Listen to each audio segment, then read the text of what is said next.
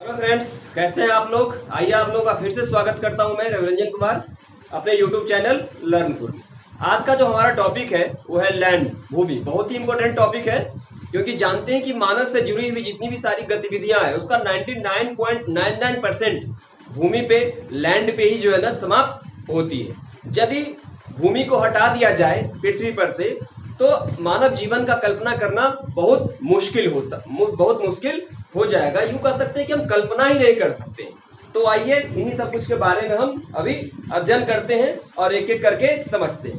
तो सबसे पहले समझिए कि भूपृष्ठ जो अर्थ सरफेस है उसका केवल 30% भूमि है। अब समझिए कि 100% में से केवल 30% ही भूमि है और इसी 30% पे जो ह्यूमन से जुड़ी हुई एक्टिविटीज है ये इसी पे पूरी होती है। अब सोच सकते हैं कि ये जो 30% है, 30%, इस पे कितना भार है। अब मानव से जुड़ी कितनी गतिविधियां हैं, तो आपको आवास के लिए चाहिए, कृषि के लिए चाहिए, जंगल के लिए चाहिए, उद्योग के लिए, इंडस्ट्री के लिए चाहिए। ये सारे गतिविधियां केवल 30% पे ही शामिल होता है। दूसरी बात बता दूं आपको कि इंसान की जनसंख्या तो तेजी के साथ बढ़ रहा है, लेकिन हमारा जो लैंड है वो कांस्टेंट है। वो तो इतनी तेजी के साथ ये कह सकते हैं कि बढ़ ही नहीं रहा है। तो आप समझ सकते हैं कि जनसंख्या बढ़ रहा है और ये जो 30% कांस्टेंट है, इस पे समझिए कि कितना वेट और कितना भार बढ़ रहा है। अब आइए हम देखते हैं कि भूमि का उपयोग किन किन कामों में भूमि का हम यूज करते हैं। तो कृषि में करते हैं जिसको एग्रीकल्चर कहते हैं, वानिकी मतलब फॉरेस्ट्री में करते हैं, खनन माइनिंग के लिए करते हैं, सड़क बनाने के लिए करते हैं, उद्योग या इंडस्ट्री लगाने के लिए करते हैं, और भी बहुत सारी क्रिया है। लेकिन ये जो 5 बताया आपको, कृषि, वानिकी, खनन, सड़क, उद्योग, ये बहुत महत्वपूर्ण क्रिया है। मानव से जुड़ी हुई बड़ी बड़ी क्रियाएं हैं जो लैंड पे ही पूरी हो पाती है। दूसरी बात आपको बता दूं कि भारत में भूमि का उपयोग, अब भारत में जो टोटल लैंड है उसका उपयोग किन किन चीजों में कितना की जाती है। यहां से क्वेश्चन आपको सीधे सीधे एग्जाम में पूछ लिया जाता है क्रोनोलॉजी में कि कृषि में कितनी भूमि यूज हो रही है, जंगल में कितनी भूमि यूज हो रही है। तो आइए हम बता रहे हैं। सबसे पहले खेती। तो भारत में जितनी भी भूमि है उसका 57% भाग पे खेती होती है। चारागाह मतलब जितने भी लैंड है उसका 4% चारागाह के लिए यूज होता है। फिर वन, फॉरेस्ट, जितने भी भाग है उसपे उसका 22% भाग पे वन है। और अन्य एक्टिविटीज जो है इससे जुड़ी हुई 17% भाग पे अन्य एक्टिविटी मतलब अदर एक्टिविटीज पूरी होती है। अब आइए देखते हैं हम मिट्टी के बारे में, सॉइल के बारे में। मिट्टी भी जो है ना इसी का भाग है, ऊपर वाला जो सरफेस है उसी का पार्ट है। तो आइए देखते हैं हम देखते हैं मिट्टी के बारे में, सॉइल के बारे में। जो मानव जीवन के लिए सबसे ज्यादा इंपोर्टेंट जो संसाधन है उन संसाधनों में से एक है मिट्टी, क्योंकि कृषि के लिए मिट्टी सबसे जरूरी चीज है। वैसे कृषि के लिए तो और भी सारी जरूरी चीज है जैसे सिंचाई, तकनीकी, बीज, खाद, लेकिन मिट्टी ना हो तो और भी जो जरूरी चीजें हैं वो वैल्यू लेस हो जाता है। तो सबसे जरूरी जो चीज है वो मिट्टी है। अब पृथ्वी के भूपृष्ठ पर मतलब सरफेस पर दानेदार परत का एक लेयर है, पतली सी परत, उसे हम मिट्टी कहते हैं, उसे हम मिट्टी के नाम से जानते हैं। पृथ्वी के भूपृष्ठ पर सरफेस पर दानेदार कणों का आवरण, पतली परत मिट्टी कहलाता है। ये जो देखिए, ये जो पृथ्वी का ऊपर वाला जो परत है, ऊपर वाला जो भूपृष्ठ है, इस पे पतली परत होती है, उसी को मिट्टी कहते हैं और ये दानेदार पदार्थ होते हैं। आगे आने वाले हम चैप्टर में पढ़ेंगे कि मिट्टी के कौन कौन से प्रकार है, किस मिट्टी में किस फसल को उगाया जाता है, और वह मिट्टी में जल धारण करने की क्षमता, बहुत सारी ऐसी चीजें हुए हैं जुड़ी हुई मिट्टी से जिसको हम अध्ययन करने का प्रयास करेंगे। अब देखिए इस फिगर पे आ जाइए, यहाँ आकर के देखिए, ये जो पृथ्वी का सबसे ऊपर वाला लेयर है जिसपे खेती होती है, ये देखिए जिसपे वेजिटेशंस है, पेड़ पौधे, वो ह्यूमस एवं वनस्पति के साथ ऊपरी मिट्टी, जो ऊपरी मिट्टी होती है उसमें क्या होता है, ह्यूमस। ह्यूमस का मतलब क्या होता है कि जीव जंतु से जो मरने के बाद या पेड़ पौधे पत्तियां टूटने के बाद जो भी पदार्थ बनते हैं उसे ह्यूमस कहते हैं। तो सबसे ऊपर वाला जो पार्ट्स होता है, लेयर, उसमें इन चीजों की मात्रा बहुत ज्यादा होती है, जिसके कारण ये उपजाऊ होता है, ज्यादा फर्टिलिटी इसमें होता है। दूसरा, उसके नीचे वाला जो पार्ट्स होते हैं मिट्टी का, इसमें बालू गाद, और बालू गाद इसमें सबसे ज्यादा होता है, ये मिट्टी का जो नीचे वाला लेयर है। उसके बाद उसके जो नीचे वाला लेयर है, और नीचे आइएगा थोड़ा, ये सेकंड लेयर है, इसमें चट्टानी पदार्थ होते हैं। बताया था आपको, चट्टानी, जब चट्टान टूटते हैं, टूटने फूटने के बाद वो जो बड़े बड़े जो है ना पत्थर वगैरह बनते हैं, वे वाला पार्ट्स ये है। और ये जो सबसे नीचे वाला भाग है, ये जनकशय।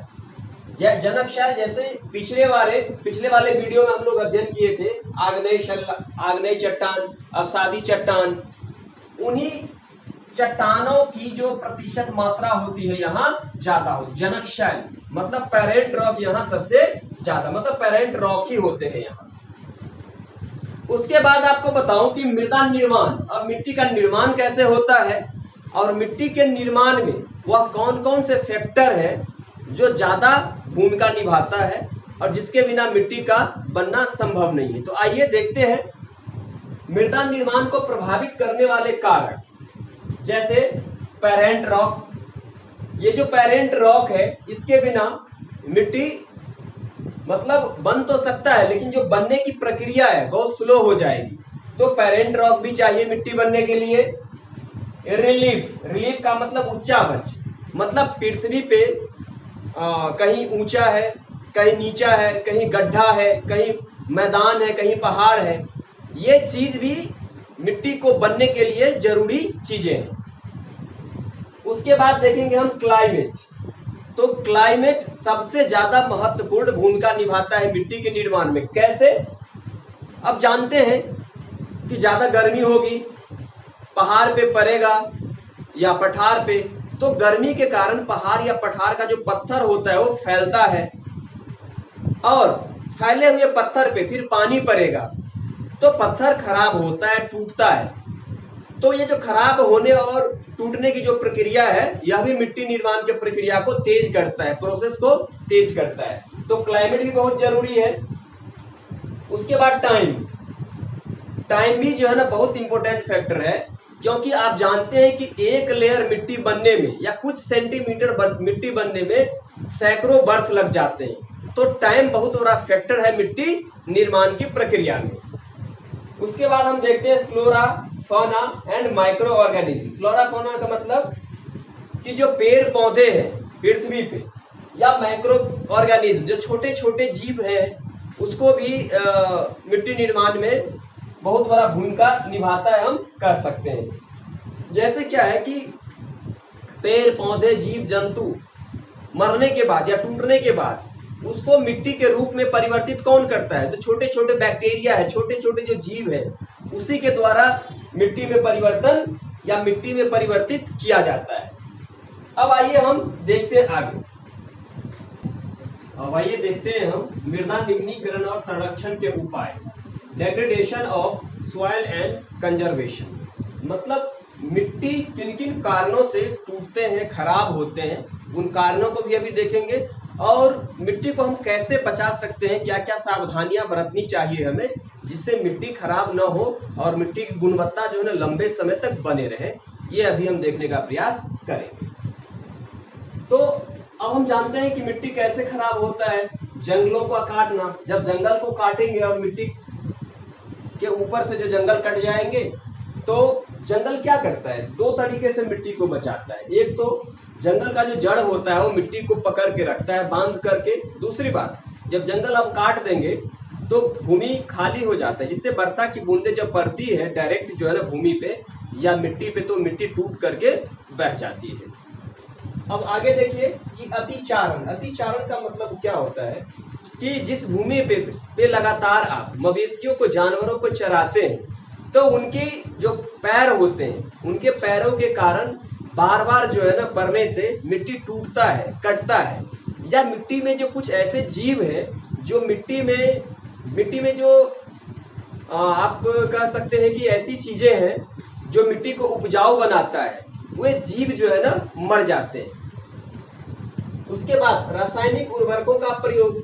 तो केमिकल फर्टिलाइजर का आप जितना ज्यादा प्रयोग करेंगे उतना जो है ना मिट्टी खराब होते जाएगा। आप जानते हैं कि केमिकल फर्टिलाइजर का उपयोग करने से मिट्टी में जो छोटे छोटे जीव होते हैं, जैसे केचुए हैं, ये सारे जीव मर जाते हैं। और मरने के बाद जो केचुए के द्वारा मिट्टी को हल्का किया जाता है, मिट्टी को ऑक्सीकृत किया जाता है, ऑक्सीजन जो है ना उसमें जब मिट्टी भुरभुरे कर दिए जाएंगे हल्के, तो ऑक्सीजन की मात्रा बढ़ जाएंगे। जब ऑक्सीजन की मात्रा बढ़ेंगे तो मिट्टी उपजाऊ और अच्छे, और मिट्टी जल्दी टूटेंगे भी नहीं।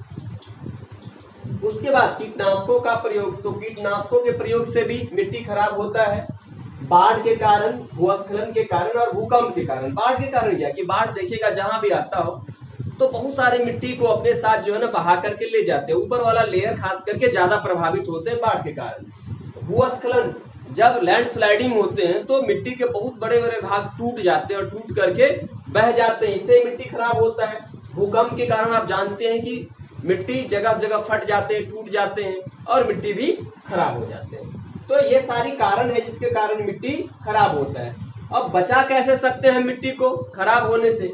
तो सबसे पहले कि इन सारे कारकों पे आपको ध्यान देना है कि जंगलों का कम काटना चाहिए, अतिचारण नहीं होना चाहिए, रासायनिक उर्वरकों का जो केमिकल फर्टिलाइजर का कम उपयोग करना चाहिए, कीटनाशकों का प्रयोग कम से कम जितना हो सके कम करना चाहिए। अब बाढ़ को तो रोक नहीं सकते, लेकिन हाँ, जो यदि इन कारकों पे आप यदि ध्यान देंगे, ये कारक यदि हमारा मजबूत होगा तो बाढ़ जो है ना अभ्यस आने से जो मिट्टी है कम प्रभावित होगा। भूस्खलन को भी जो है रोका जा सकता है, जंगल वगैरह लगा करके कम किया जा सकता है, इससे जो हानि होती है उसको। भूकंप तो रोका ही नहीं जा सकता, फिर चलिए ये तो प्राकृतिक कारक है, ये तो अपने हिसाब से आता जाता रहता है। फिर मिट्टी को संरक्षित करने के उपाय। तो मिट्टी को कंजर्वेशन के उपाय क्या क्या है कि मल्च बनाना। जब आप खेती करते हैं पहाड़ी इलाकों पे तो मल्च बनाया जाता है। मल्चिंग मतलब पौधों के बीच जो खाली जगह होता है उस खाली जगहों पे कुछ ऐसे चीजों को रख देना जिससे कि डायरेक्ट उस पे बारिश पड़े तो मिट्टी वहां का न टूटे। फिर जो है रक्षक मेखला। तो रक्षक मेखला का मतलब होता है कि पहाड़ी इलाकों तटीय इलाके जो कोस्टल एरिया है वहां यदि आप खेती करते हैं तो क्या होता है कि समुद्र के किनारे से काफी तेज बारिश आती, तेज हवाएं आती है, और तेज हवा क्या करती है मिट्टी को उड़ा करके या मिट्टी की कटाव कर देते। तो वहां भी आप क्या होता है कि पेड़ लगा करके या पेड़ की जो है ना पेड़ की बहुत सारे जो है ना लाइन लगा करके उसको आप रोक सकते हैं।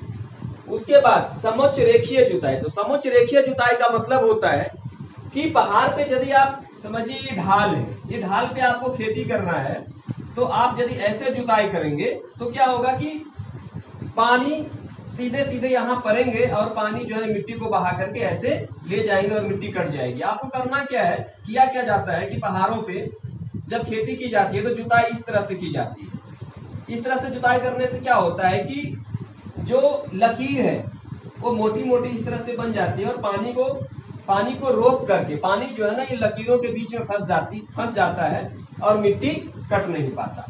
तो ये सारी चीजें हैं जिसके कारण मिट्टी को टूटने से हम रोक सकते हैं या मिट्टी को जो है ना लंबे समय तक उपजाऊ बना करके रख सकते हैं। तो इस वीडियो के माध्यम से आपको यही कुछ बताना था। मुझे लग रहा है कि ये उपयोगी काफी है सारी एग्जामों के दृष्टिकोण से, यहाँ तक कि आप यदि मेंस भी लिखते हैं तो मेंस के भी दृष्टिकोण से काफी महत्वपूर्ण है। तो अच्छा लगा हो वीडियो तो इसे लाइक, सब्सक्राइब और शेयर करिए। मिलते हैं नेक्स्ट वीडियो में, तब तक के लिए नमस्कार।